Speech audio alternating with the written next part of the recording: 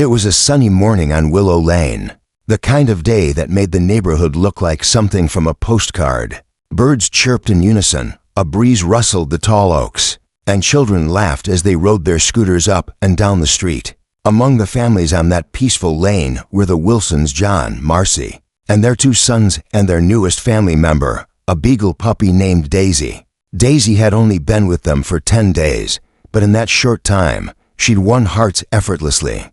Her floppy ears, clumsy little hops, and excited tail wags made her an instant favorite with everyone who met her. Mr. Wilson had even installed a small fenced area in their backyard just for her, complete with soft grass, a water bowl, and a few squeaky toys. That morning, just before breakfast, Marcy let Daisy out to enjoy the sun while she went inside to brew her coffee. Daisy happily sniffed around her play area, tail wagging. Nothing seemed out of the ordinary. But when Marcy returned with her mug 5 minutes later, the puppy was gone. At first, she thought Daisy had squeezed into the flower bed again. She checked the corners, no puppy. Then she saw the gate still locked. That's when her stomach dropped. She called out, "Daisy, Daisy, baby, come here." Nothing, not a jingle of a collar, not a bark. Panic kicked in. Wilson came rushing out, still in his slippers. The boys abandoned their cereal bowls. Together, they fanned out, searching the yard, the driveway, and even under the car. Neighbors noticed the commotion and began helping. She was just out here, Marcy told anyone who asked. She couldn't have gone far. That's when little Olivia, the 8-year-old girl from 2 houses down, spoke up with a confused expression. "I saw Buddy take her," she said softly, pointing next door. "Buddy," Marcy repeated, stunned. Buddy was Mrs. Gramps' golden retriever, a large, aging dog known for his sweet nature and quiet ways. He'd lived in the neighborhood for nearly a decade and had never so much as barked at anyone. He mostly lay in the shade or sniffed flowers in his owner's garden. "I saw him walking with something in his mouth," Olivia added. "It looked like Daisy." Marcy's mouth went dry. Mr. Wilson didn't want to believe it.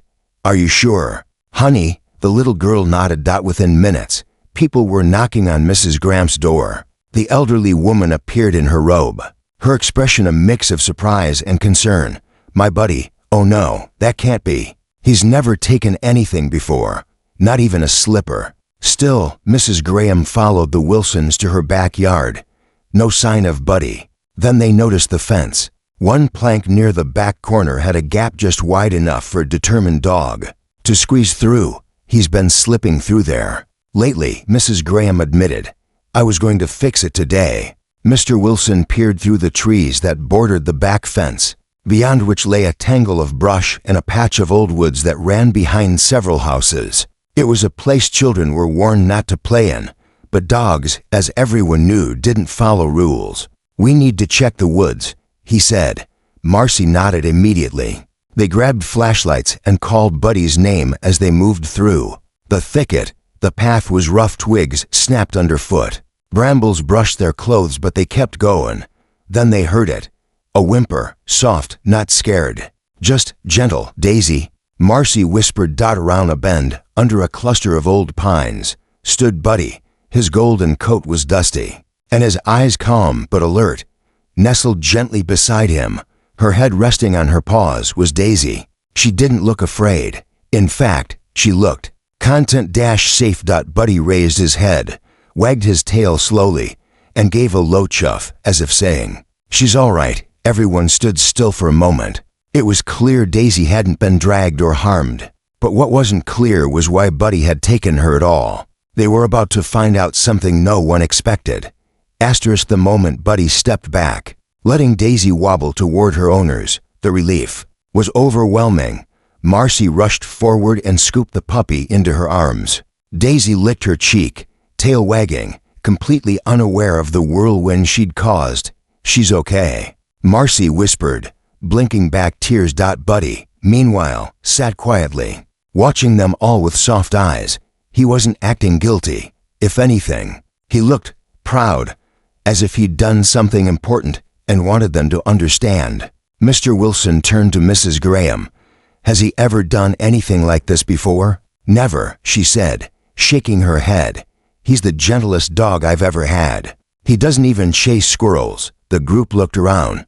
They were standing in a small clearing, dappled with sunlight and surrounded by pines and brush. The place felt quiet, almost too quiet. Something about the way Buddy had brought Daisy here didn't feel random. He didn't just run off. Marcy said slowly, "He brought her here for a reason." Buddy stood up again, ears slightly perked, and walked a few paces to the side. Then he stopped and looked back at them, waiting. "Is he trying to show us something?" Mr. Wilson asked, puzzled. Buddy gave a small woof and padded into the underbrush. Without hesitation, they followed. The golden retriever led them about 20 feet deeper into the woods, to a small rise near a mossy log. As he moved aside some leaves with his nose, the group collectively gasped. There, in a shallow nest of grass and old cloth, lay 3 tiny toys: a stuffed rabbit, a chewed-up tennis ball, and a faded collar, placed with care, as if someone had tucked them there intentionally. Mrs. Graham's breath caught. Oh my!" She moved closer and gently picked up the collar. It was pink, with a little silver tag that read Maggie. She was Buddy's mate, Mrs. Graham said quietly. "We lost her last month. It broke his heart." Everyone went silent. Marcy looked down at the nest. "He brought Daisy here, to Maggie's spot?" Mrs. Graham nodded slowly. "They had a litter 2 years ago. He was such a good father to those puppies, watched them every second, even lit their ears to help them sleep. When Maggie passed, Buddy wandered around the house for days. Then, one morning he left and came back muddy. I never figured out where he went." Marcy looked at Buddy, who now sat quietly next to the little shrine. "He built this place for her. He must have brought her toys out here," Mrs. Graham said, eyes misting. "And when he saw Daisy, he must have thought she was his." Mr. Wilson knelt down next to Buddy. "You just missed being a dad, didn't you?" Buddy licked his hand. No one knew what to say. The idea that an old dog could carry such a deep sense of love and loss, and that he'd tried to soothe it by bringing a puppy to his private space. It was almost too much to take in. Then Marcy broke the silence. "He didn't take her to steal her. He took her to heal." They all nodded. Daisy, now curled up again beside Buddy, looked perfectly at peace. The 2 dogs fit together like pieces of a forgotten puzzle. "I think he just needed a little heart to fill the space she left behind," Mrs. Graham whispered.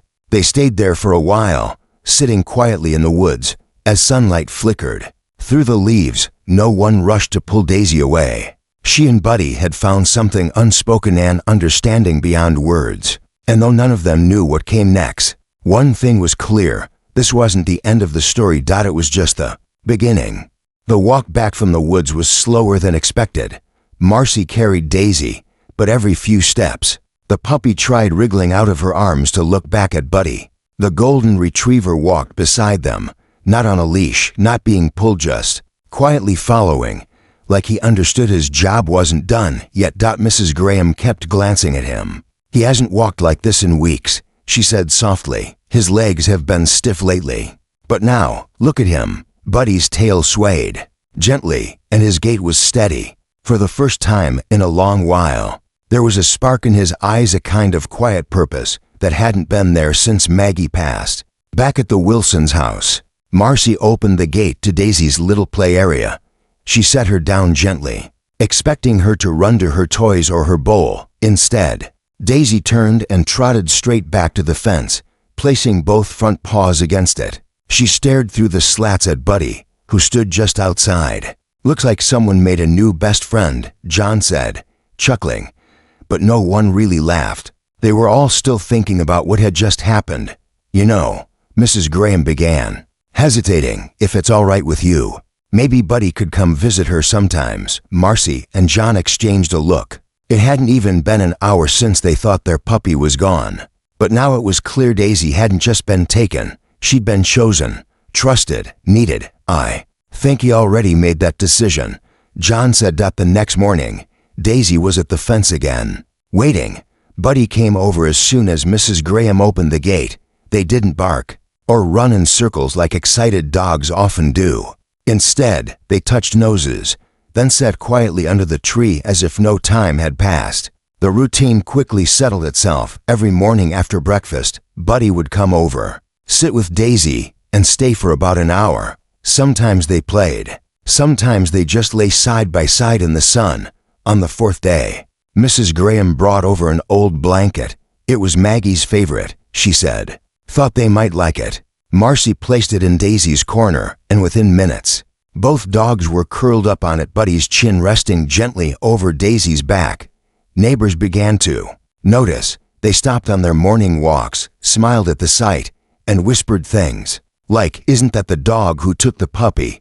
But the tone wasn't accusing anymore. It was wonder, curiosity, respect. Even the neighborhood children grew quiet when they passed, instinctively sensing that what they were seeing was something unusual, something gentle and deep. Buddy had changed. So had Daisy. The once shy beagle pup was growing braver, more confident. She began barking just once or twice when someone approached the gate. Her steps were firmer, her eyes brighter, and Buddy, once slow and stiff, seemed to walk with a little more ease each day. Marcy began leaving the gate open just a crack during their visits. One morning, she looked out the kitchen window and saw Daisy follow Buddy down the sidewalk. She stepped onto the porch, ready to call her back, but paused. Buddy wasn't leading her away this time. He was guiding her gently, like a teacher. They walked side by side, no leash, turning at corners and stopping when cars passed. And when they reached Mrs. Graham's yard, he lay down by the tree and Daisy curled up right beside him. When Marcy told her husband, he simply nodded. It's like she has to Holmes now. Neither of them said it, but the truth hung in the air between them. Buddy wasn't just watching over Daisy. He was teaching her how to be loved and how to love in return. 1 week later, the neighborhood was drenched in a steady spring rain. Thick clouds pressed low against the rooftops, and everything looked a little more gray than usual. Marcy stood at the window with a towel in her hand, watching droplets race down the glass. She expected Buddy to skip his daily visit, but just after breakfast, she heard the familiar sound of Daisy's paws scratching at the gate. And there he was, Buddy, slowly trotting across the lawn, already soaked but undeterred. His coat was darker from the rain, and his steps slower than usual. Still, his eyes were the same, warm, calm, and determined. Marcy quickly opened the back door and grabbed an umbrella. Daisy bolted toward Buddy, tail wagging. "You two are something else," she whispered, holding the umbrella over them both as they reunited under the oak tree. Daisy immediately dropped into a playful bow, then gently nipped at Buddy's ear before curling beside him like always. But today, Buddy didn't settle in right away. He looked up at Marcy and whined a soft, almost uncertain sound. She knelt beside him. "What is it?" Boy, Buddy nudged the corner of the old blanket with his nose, the one Mrs. Graham had brought over. Then, without hesitation, he picked it up in his mouth and began walking toward the gate. Marcy stood, puzzled. "Where are you taking that?" He didn't wait. Daisy followed, pausing only to glance back and make sure Marcy was behind them. Rain fell harder as they crossed into the side yard and through the gap in the fence that led to the woods. Marcy hesitated for a second. Then she slipped on her boots, grabbed her coat, and went after them. They wound through the familiar trees, now glistening wet. The ground was soft, every step a squish of soaked earth. Marcy's hair clung to her face, but she kept walking, heart beating faster. When she reached the small clearing, her breath caught. Buddy had laid the blanket out carefully, gently on Maggie's spot. He sniffed the collar once, then lay down beside it. Daisy curled up next to him. Then, something changed. Buddy lifted his head and gave a long, slow sigh. It wasn't tiredness. It wasn't sadness. It sounded like relief. Marcy knelt beside them, unsure of what she was witnessing, but deeply moved. It struck her like a whisper on the wind. Buddy was letting go. He had carried Maggie in his heart to this very place. He had built a quiet shrine, kept her memory alive, and found comfort in a tiny pup who reminded him what love felt like. And now, somehow, he had found peace. The rain kept falling, but none of them moved. Marcy sat in silence, her hand resting gently on Buddy's back. Daisy leaned into him, and then, slowly, Buddy lowered his head and closed his eyes, not in fear, not in pain, but in calm. Marcy blinked through tears she hadn't realized were falling. She didn't call him to get up. She didn't try to move Daisy. She just sat there in the rain, feeling like she was witnessing something sacred. After a while, Buddy stirred again just enough to nudge Daisy forward. She looked at him, then back at Marcy, almost hesitant to leave, but he gave one last nudge, then lay still again, resting his head on the blanket. Daisy padded back toward Marcy's side. The message was clear that it was time to go, and as Marcy scooped the little beagle into her arms, she looked down at Buddy once more and whispered, "Thank you for showing her what love looks like." That evening, Willow Lane felt different. The rain had stopped, but a deep hush lingered in the air as if even the trees were reflecting on something important. Marcy sat on the porch with Daisy curled up at her feet. The puppy was unusually quiet, her big eyes watching the sky with a calm that seemed far beyond her weeks of age. Marcy had told John everything, about Buddy bringing the blanket, about the way he'd rested on it, about the moment it felt like he'd said goodbye to the past and passed something unseen on to Daisy. "He's letting her take it from here," John said thoughtfully. "That kind of love, it doesn't really end. It just changes shape." Mrs. Graham came by a little before sunset. Her face looked weary, but peaceful. "He's resting," she said softly. "He barely touched his dinner, just took a few sips of water, but he doesn't look sick, just tired." They sat together on the porch, Daisy switching places every so often, hopping between Marcy's lap and the front doormat as if deciding where she felt most at home. "Do you think she'll miss him?" Mrs. Graham asked after a long silence. Marcy nodded. "She already does, but in the kind of way that makes her a little braver." They watched Daisy sniff the breeze, then trot toward the edge of the yard, her ears twitching as if listening for something only she could hear. "She's different now," Marcy added. "It's like she carries part of him already." That night, Daisy wouldn't settle in her usual bed. She kept pacing between the door and the window, letting out soft little whines, not loud or anxious, just persistent. Finally, Marcy opened the back door. "All right, but just for a moment," she said gently. Daisy padded out into the night. The yard was quiet, lit only by the dim porch light. The grass glistened with the last drops of rain. And there, on the damp earth, Daisy sat, not barking, not looking back, just sitting, facing the direction of the woods. As if keeping watch, or remembering. The next morning, Buddy didn't come. Daisy waited. She ran to the gate when she heard a bird or the wind stir the bushes, but there was no familiar, golden face trotting up the walk. Mrs. Graham arrived with a heavy heart. "He's still resting," she said. "Didn't move much through the night. I lay beside him with a blanket. I think he just wants it quiet." Marcy reached out and gently touched her hand. "Would you like company?" Mrs. Graham smiled faintly. "Maybe later. For now, he's okay. I just wanted you to know." The day passed slowly. Daisy didn't play much. She stayed near the fence most of the time, ears perked, occasionally sniffing the air. By evening, the Wilsons set a blanket out beneath the tree in the backyard. Without saying anything, Marcy placed Maggie's old toy rabbit on it. Daisy lay beside it, resting her chin over its worn fabric. That night, just after midnight, the phone rang. It was Mrs. Graham. Her voice was quiet.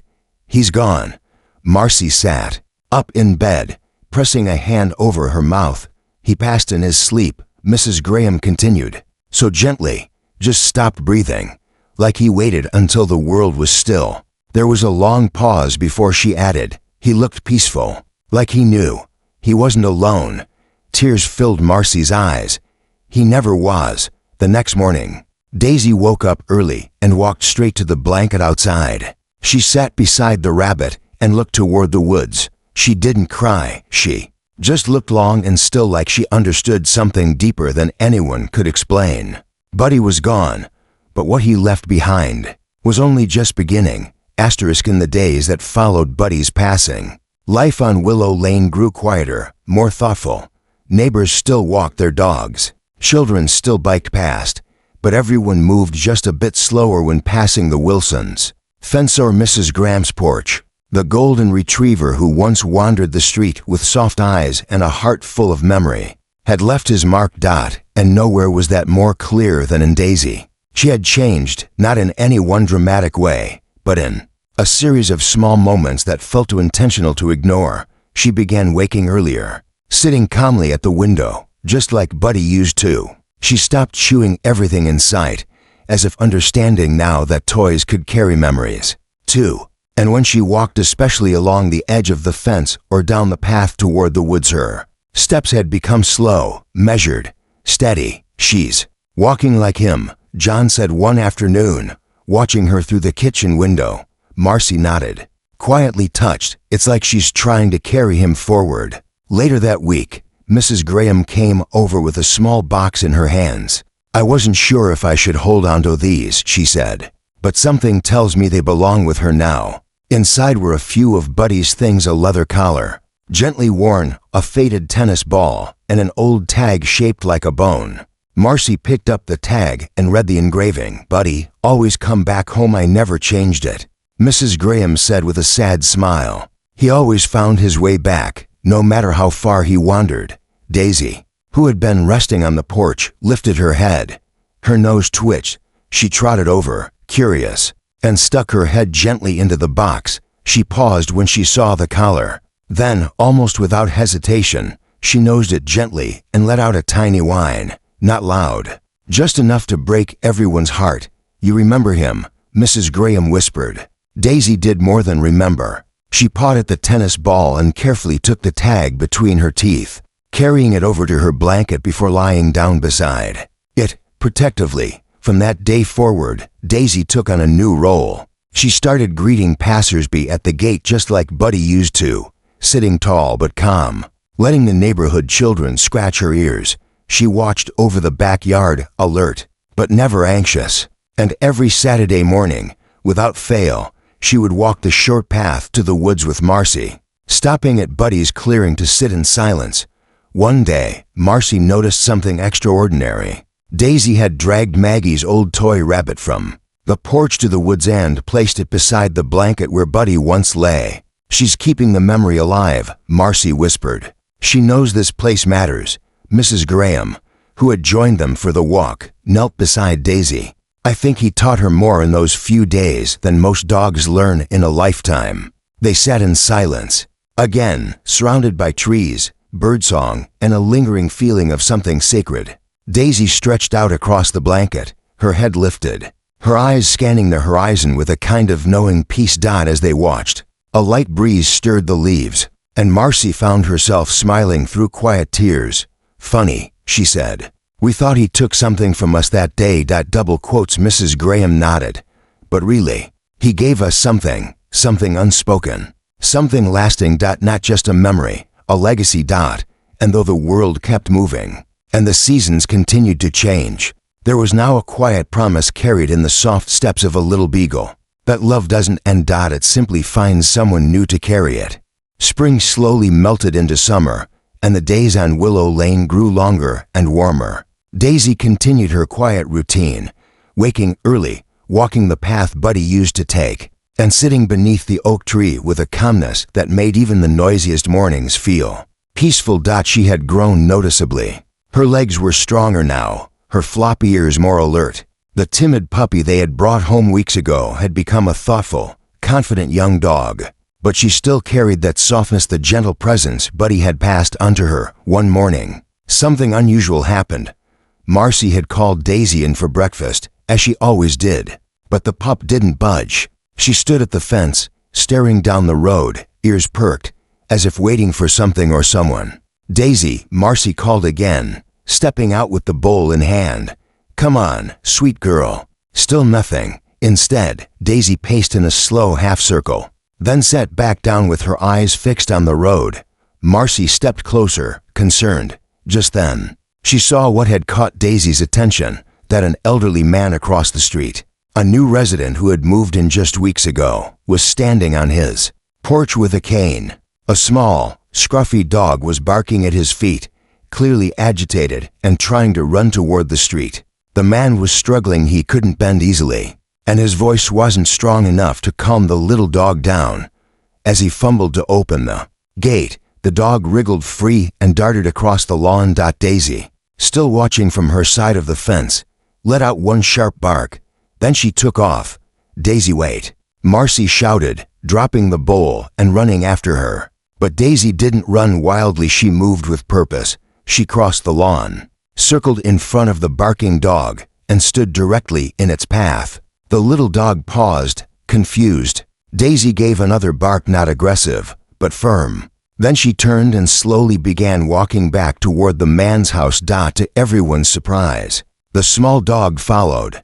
Neighbors peeked out their windows. A few had come out onto their porches to see what was going on. The old man, still holding his cane, watched with wide eyes as Daisy calmly led his runaway dog back across the street. When they reached the porch, Daisy nudged the little dog gently with her nose, then sat and looked up at the man. He lowered himself slowly onto the step, touched Daisy's head, and let out a shaky breath. "Thank you, girl," he whispered. Marcy caught up moments later, panting from the run. "Is everything okay?" she asked, breathless. The man nodded. "It is now. I didn't think I'd get him back that easy." Daisy stayed a moment longer, then calmly trotted back across the road and returned to her usual spot, beneath the oak tree, as if nothing unusual had happened.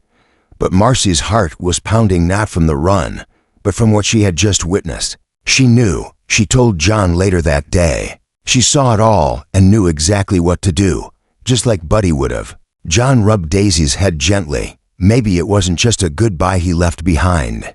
Maybe it was a bit of himself. That afternoon, word spread through the neighborhood.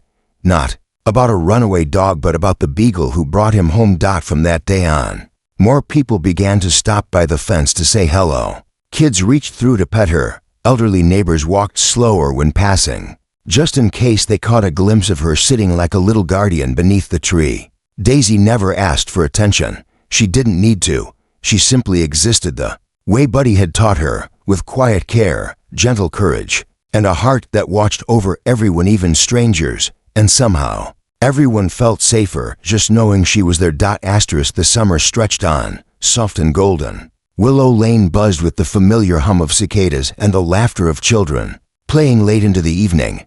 But beneath the brightness of those days, a quiet change was settling deep in Marcy's heart and in Daisy's, too. The bond between the little beagle and the neighborhood had grown stronger than anyone expected. Daisy was no longer just the curious puppy who had wandered into the Wilsons' yard. She had become a symbol of hope, healing, and a love that refused to fade. One afternoon, Marcy found herself sitting under the oak tree with Daisy resting against her side. The sun was warm but gentle, and the breeze carried the scent of wildflowers. Marcy reached down and ran her fingers through Daisy's fur. The pup looked up with those big brown eyes full of kindness, wisdom, and something almost human in their understanding. "She's more than just a dog now," Marcy whispered. "She's Buddy's heart walking around." Daisy let out a soft sigh and nuzzled closer. That evening, Mrs. Graham stopped by for one last visit before she left town. Her bags were packed, and the quiet sorrow in her eyes showed how much she already missed the place and Buddy. Marcy and John helped her carry the last box out to her car. As they stood near the porch, Mrs. Graham handed Marcy a small envelope. "Something Buddy left for you," she said with a gentle smile. "A reminder that even when it feels like love has been taken away, it's always there, just waiting to be found again." Marcy opened the envelope after Mrs. Graham had gone. Inside was a photo, a simple snapshot of Buddy and Daisy together, taken just days after the puppy first arrived. Buddy's warm smile, Daisy's curious gaze, the soft sunlight filtering through the trees behind them. Underneath the photo, a note in Mrs. Graham's handwriting read, "When Buddy took Daisy, he wasn't just saving her, he was teaching us all about family, about letting go, and about how love can grow in the most unexpected places. Wherever Daisy goes, Buddy's spirit follows." Tears welled up in Marcy's eyes. She folded the note carefully and looked out toward the woods where Buddy's clearing lay quiet and still. That night, as Daisy lay curled beside her, Marcy whispered, "Thank you, Buddy, for everything." In the weeks that followed, the neighborhood felt lighter. The sadness that had settled like a shadow began to lift, replaced by warmth and quiet gratitude. Daisy continued her watchful ways, but now with a new spark of joy that seemed to come from knowing she was exactly where she was meant to be. One day, as Marcy walked Daisy along the street, a little girl approached, holding out her hand shyly. "Can I pet her?" she asked. Marcy smiled. "Of course." As the girl reached out, Daisy wagged her tail, leaning into the gentle touch. Marcy looked down and caught the girl's wide eyes. "She's special," the girl said softly. "Yes," Marcy agreed. "She carries a story of love that never ends." And that, in the end, was the true gift Buddy left behind, not just the puppy he took that day, but the way he showed everyone that even in heartbreak, there's hope. Because love, real love, never disappears. It simply changes shape, and sometimes it takes the form of a little beagle who brought an entire neighborhood back to life.